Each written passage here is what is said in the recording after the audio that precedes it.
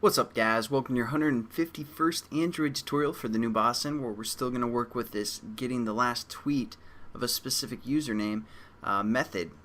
And it's going to be pretty similar to what we did with, before when we were working with the HTTP client and get and response, all that stuff. So we're just going to kind of go quickly, but I'll still try and explain some new stuff just to further you guys' learning here. And so what we need to do again is set up a HTTP response. We're going to set this equal to response or R, something like that. And what we're going to do is we're going to say our client that we set up within our on create method. We're going to refer to that client, and then again we use the method execute. And what we're going to pass in here is basically this get method. So we're just going to say get and add our imports.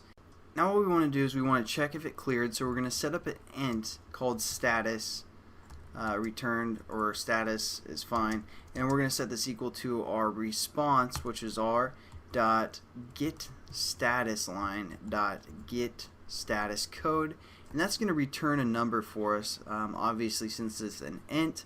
But let's just take a look at it. I pulled this up. It's the Java doc, and for this get status code that we just use, if it returns like 200, that means it's a success.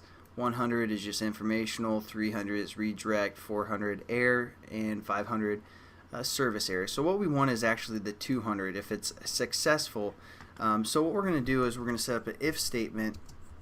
If our status is equal to 200, then we're going to set up a HTTP entity called E, and we're going to call this our r.get entity. Again, nothing too new there. We're also going to set up a string, and we're going to call this data. We're going to set this equal to entity utilities dot to string, and we're going to pass in our entity, which we call the E, and that's just basically going to create some data returning the string of our entity. We need to set up a JSON array and a JSON object that we're going to return. So again, we're just going to say JSONarray, and we're going to call this timeline, and we're going to set this equal to a new JSON array passing in our data, and that's going to create a JSON array for us. And then what we need to do is set up a JSON object. So we're going to say JSON object, and we're going to call this last, for referring to the last tweet, because basically now what we're going to do is refer to our timeline that we just set up, which is our array, and that's going to return a lot of different objects, JSON objects, and we have different indexes. And basically the first, or the 0 index, is going to be the most recent tweet, like the next one's going to be second to most recent, etc. And since this method's called last tweet, we're going to say 0 here, and that's going to return a JSON object from our array that we set up, again according to all this stuff that we set up here as well. And we want position 0 because it's going to be the most recent. We could also say, the fifth most recent tweet, or I'm sorry, that'd be the 6th, but that'd be 5th, etc. But we want the most recent tweet, which is 0. Then all we're going to do is return again our JSON object, so we're going to return last.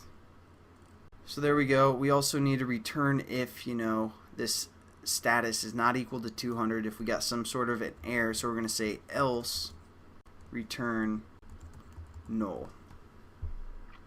And we can also set up like a toast or something, toast dot make text, referring to our HTTP example class dot this error some sort, duration toast dot set length to be short, and then we know we have some sort of an error, or we're hitting this else statement here.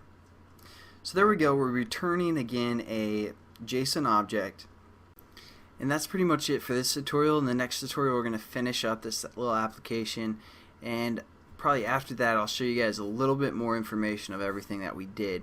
So I'll catch you guys then, and I hope you have a good one. Peace.